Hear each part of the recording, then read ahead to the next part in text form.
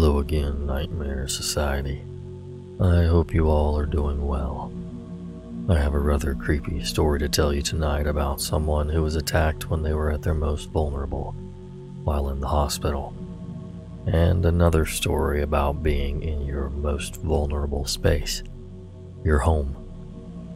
What happens though when you rent your safe space from a creep? We shall find out. A big thanks to users sinenox and our anonymous contributor for sharing their stories with us tonight. It's been long overdue, but I wanted to thank some really awesome listeners for leaving a review on Apple Podcasts. Leaving a review helps out our rating and reach other potential listeners.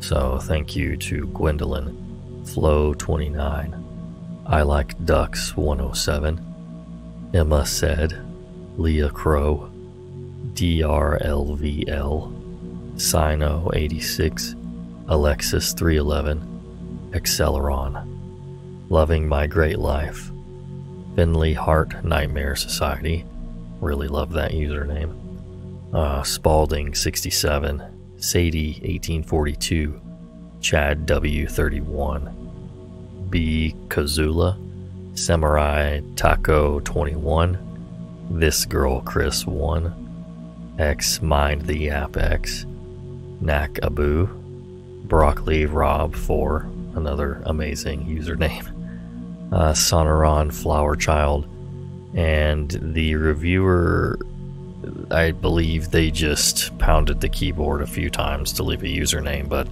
it starts with znsjdjd and continues on that way. The person with the technical writing background who left a review saying they know that no one will ever care or take their review into advisement. I read all the reviews eventually and take them all into consideration, so thank you for leaving your feedback. But since I can't comment on the reviews, I thought I would address your issues here. Number 1, you asked, is there a rule that every story contains the phrase book it? No, there is no rule. I'm sorry that phrase might be an issue for you, but I do like to keep the story as close to what the person originally wrote as possible. It is their story to tell, and ultimately, I'm just narrating it for them and for you. Number 2, you say that you agree with the previous commenter that lack of speed and inflection is frustrating. With the plethora of similar podcasts available, most of them will read with inflection and speed. I'm sure you can find one you like, but it will not be this one. My goal is to offer something different to people. I started this podcast because I was looking for stories being told in a way that doesn't sound like a bedtime story for a 5-year-old. I am a fan of some of these podcasts myself, actually, but that is not my personal style. And number 3, you ask, is there any way to make it clear when you're switching from one story to the next? Most of the stories end in a way that you're clear they're over, such as creepy man in the parking lot, let's not meet again. And most of the stories begin with something like everyone's favorite, I was a 15-year-old female when this happened. But just to be more clear, I always add music between stories. So when you hear, that means that story is over and we're moving on to a new one, or moving on to the closing of the podcast. So hopefully that has cleared those questions and concerns up for you. If you do have any more, please feel free to reach out at nightmarsocietyradio@gmail.com, or feel free to shoot us a message on Instagram at nightmarsocietyradio. I've also had a few people reach out to me recently over episode cutoffs. This isn't just a recent phenomenon, it's been happening for probably ever since I've been on Spotify. But these almost always happen specifically on Spotify. for some reason there's an issue with them from time to time, but my best suggestion would be to find the episode on YouTube. We sometimes also have issues with YouTube sharing the episode, particularly if it's over 20 minutes long. So it may not be immediately up, but unfortunately that's the best I can recommend at this point. Besides maybe restarting Spotify and coming back later and trying to re-download. I've had a few people have issues with episodes on Spotify cutting off that other people have listened to without any issues at all. So I'm not sure where the issue is. It must be in Spotify somewhere. Maybe delete the episode and retry downloading while you're on Wi-Fi. So I'm sorry that that's been an issue for some of you guys, but unfortunately that's all I have for you right now. If you do have an issue with a cutoff in an episode that you would like to let us know about, please email us at nightmarsocietyradio@gmail.com, or you can reach out to us on Instagram at nightmarsocietyradio. Please do try and make sure to note at what minute mark in you're experiencing the issue, so we can look into it specifically. Now, moving on, I wanted to thank my Patreon members for always being incredibly awesome. A big shout out to my longtime supporter Danielle, and a big welcome to some new members: Randy, Caitlin, Rebecca, Julie, Paola, Jamie, Mariah, Sarah99, Biff, Richard the dog, Billy J, Andrea, and Catherine. I really appreciate you guys and all of my Patreon members who support the Nightmare Society. Now that all the fun stuff is out of the way, let's get to the creepy stuff. So get comfy and prepare yourself for another episode of the Nightmare Society.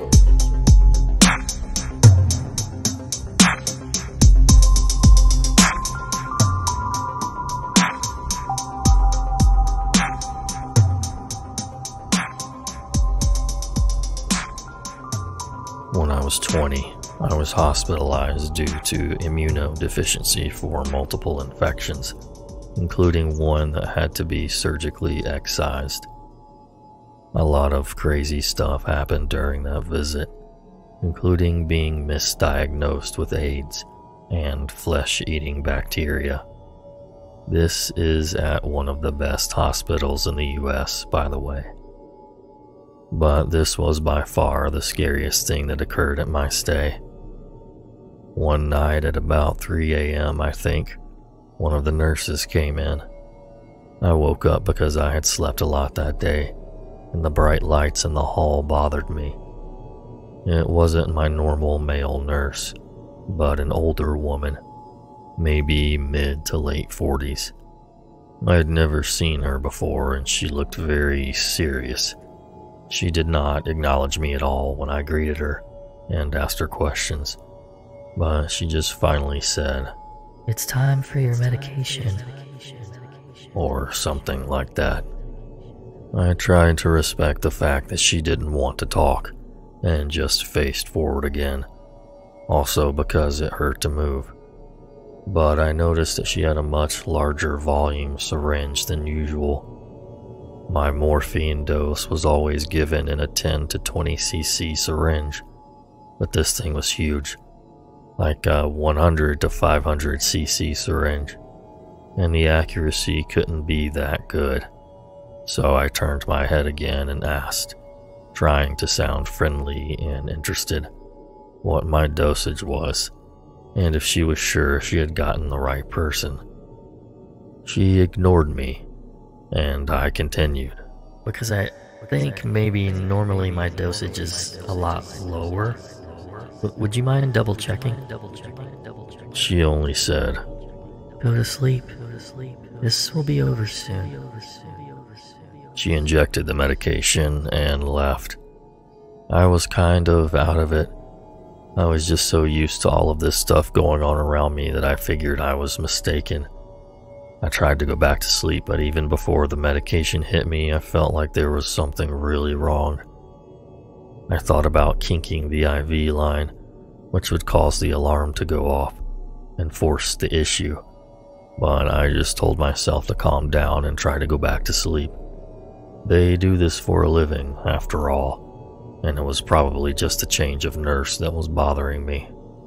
So after a time, I don't really know how much time, I start to feel more genuinely and undeniably weird. First, everything felt hot, or rather hot on the outside, like I'm radiating heat from the surface of my skin everywhere, but cold on the inside of my skin. Around then, I started to notice that everything had turned a shade of red and it was all pulsing with what I imagine was my heartbeat. So I'm staring at the ceiling in the dim, and everything I can see is through this red filter, pulsing slightly. I can feel goosebumps on every inch of my body. Then I can feel nothing. I lose all sensation in my skin. I can still feel pressure, but I can't feel anything else, except the intricate ripples across my body as though I'm naked and the window is open. And eventually these fade, but they're a good example of the mental confusion that set in. For example, after a while I couldn't tell if my eyes were open or closed, if I was actually seeing or thinking I was seeing. When all of the sensation finally left, I felt like I was floating about 5 inches off of the surface of the bed. I realize as I'm testing my ability to sense things that I'm having a hard time moving. Moving my hand or arm takes a concerted effort. At this point, I somehow managed to hit the call button, for which I am later grateful. But nothing feels emergent.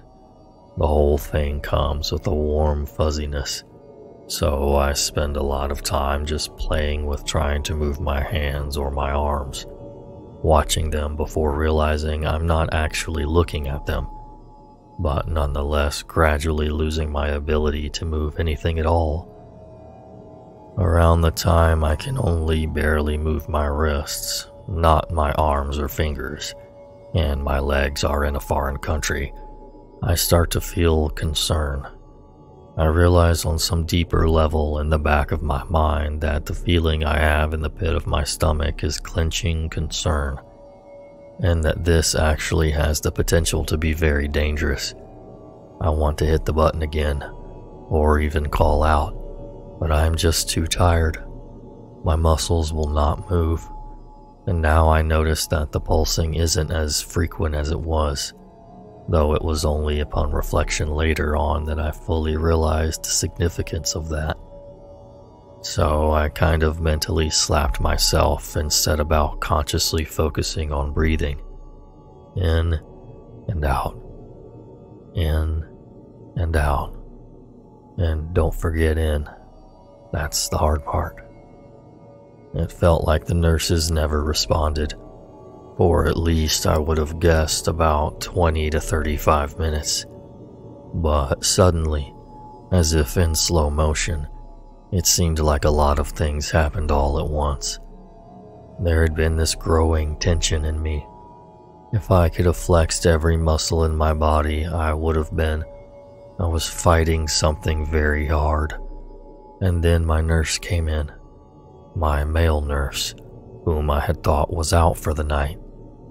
The moment I hear the door open coincides with the sudden release of all the heavy mass that had settled over me, like a soft, heavy blanket that wouldn't let me move.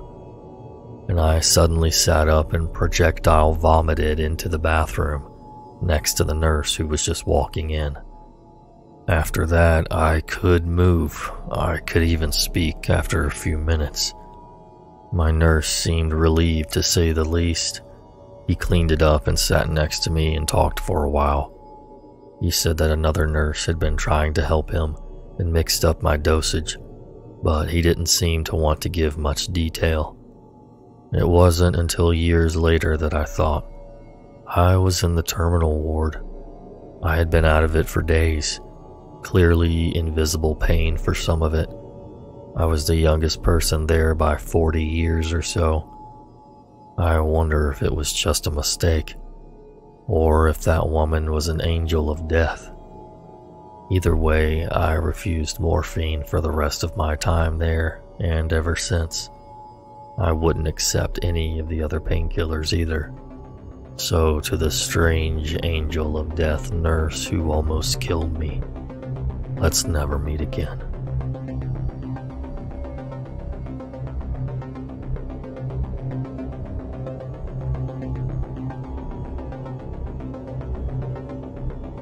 This takes place 4 years ago in Kansas City, Missouri.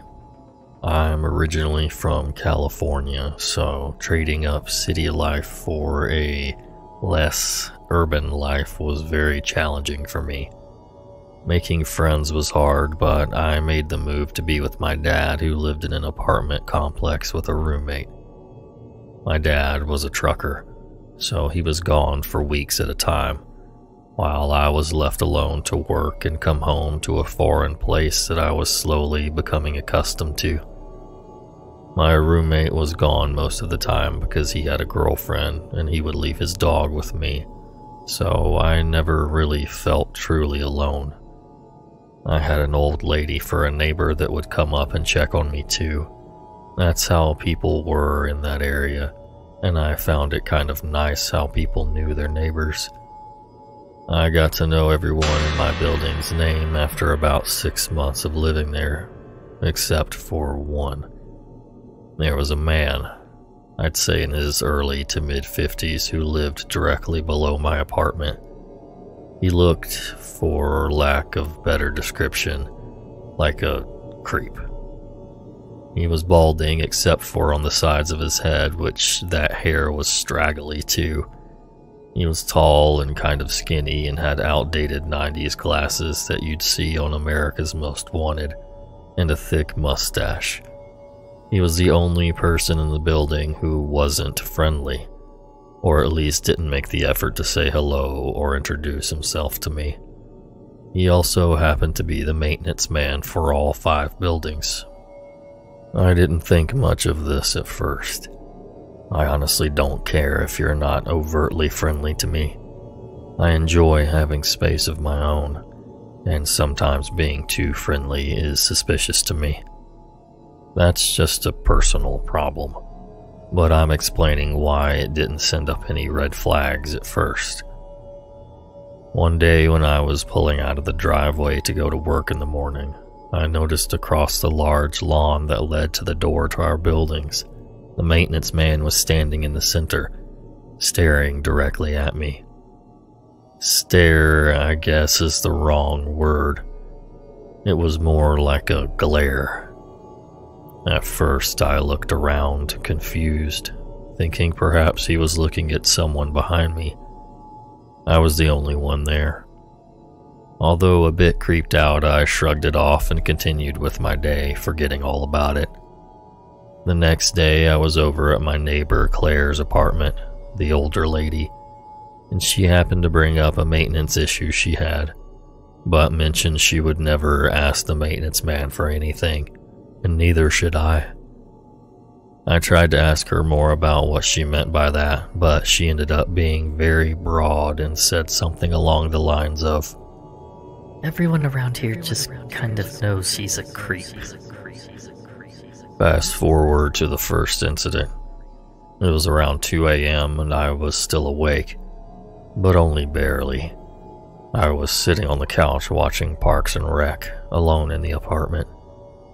I was starting to drift off into sleep when I heard a softer noise near the front door.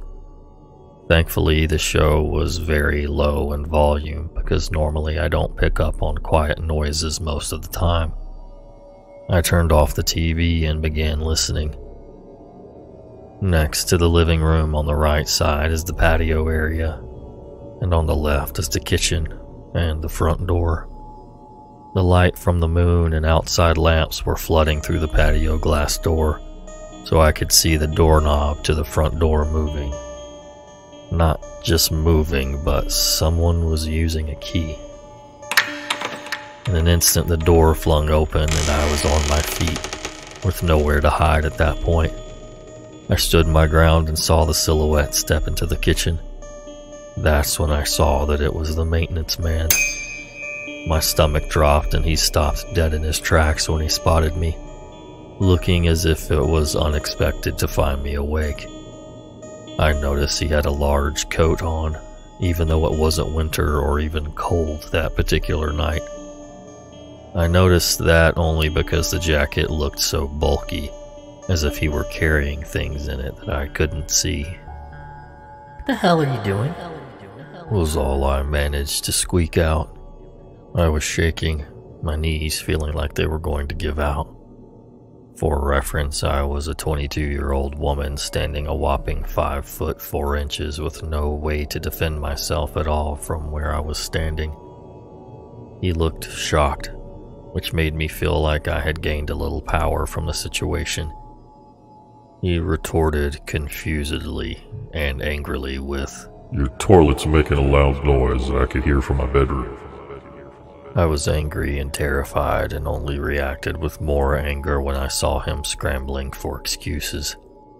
So you just let yourself into my apartment at 2 in the morning? I'm reporting this to management first thing in the morning. He stepped closer to me then. I backed up a few steps but still stood my ground, quickly turning on the light closest to me so he could see my fury. "Your toilet is rumbling. I need to check it. Now." Now I was trembling so hard I could barely stand.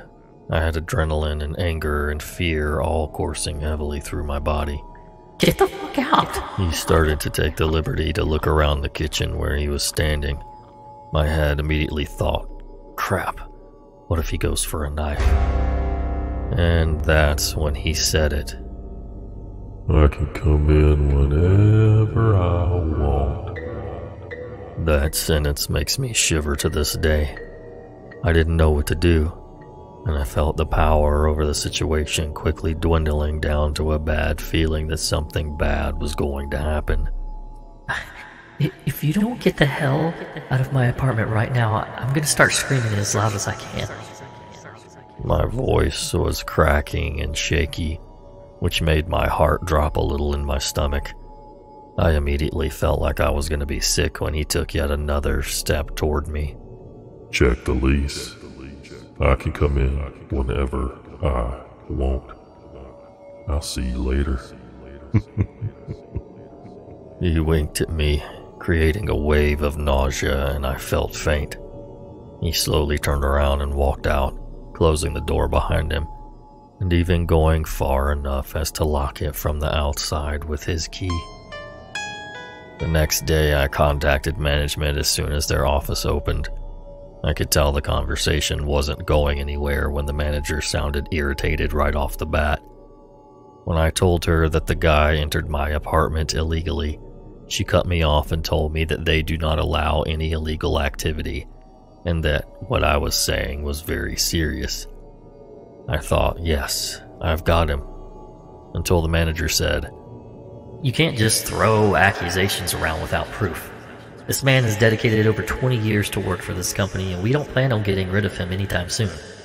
Perhaps if you had read over your lease, like you should have. Yes, she was literally actually scolding me. You would have seen in the clause that states a maintenance worker has keys to the entire property. And if there's a maintenance issue, they are permitted to access the property at any time of day. This absolutely floored me. It couldn't possibly be legal. Of course, I'm from California, and of course I did not read the lease carefully. When I moved there, my dad was already living in the apartment, and I literally had nowhere else to go. So if I were to be living there, I was going to have to sign the lease no matter what. So I did. Needless to say, nothing got done. Fast forward again. A few days go by, and I don't see Mr. Maintenance Freak. Until I do. This time I'm pulling in after a long 10-hour shift at work.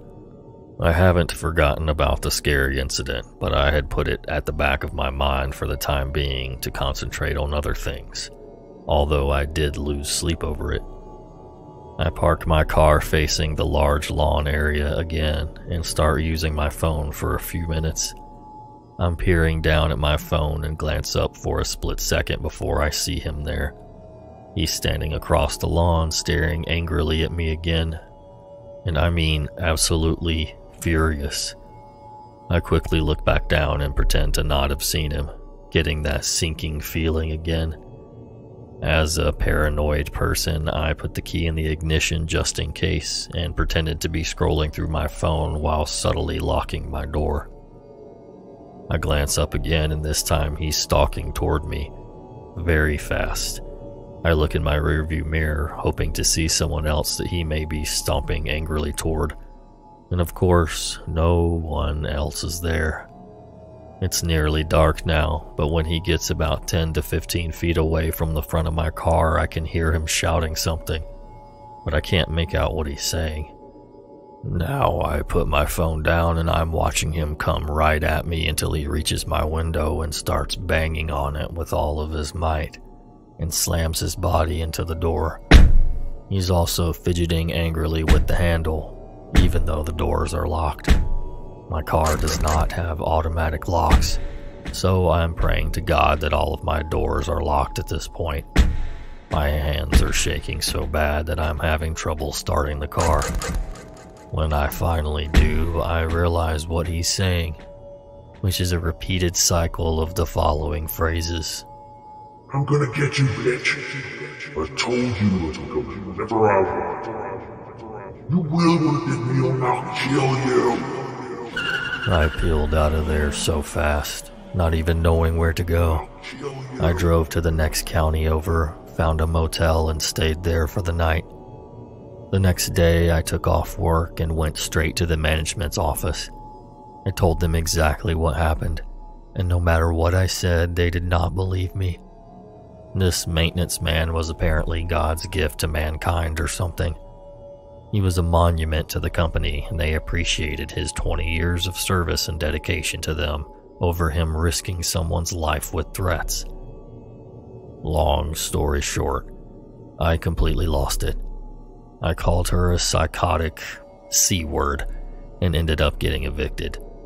I reported all of this to the police, but between the lack of evidence I had and his perfect record and shining references from his employers that seemed to love him, the police said that there was nothing they could do to move forward at this point. My dad and I ended up finding a nice home about 10 minutes away from that place. I ended up inviting Claire, my older neighbor, to the new house a few months later. She told me that there was a single woman in the apartment before the roommate and my dad had moved in there, that also left in a hurry after something happened with the maintenance man taking photos of her walking to and from her apartment to her car. When she confronted him about it, he told her, I can do whatever I want. I guess in Kansas City, maintenance workers are like God. They get away with whatever they want and have shining reputations. Needless to say, it's been 4 years, and I'm back in California. So thankfully, creepy maintenance man, I will not be seeing you again. And I'll kill you.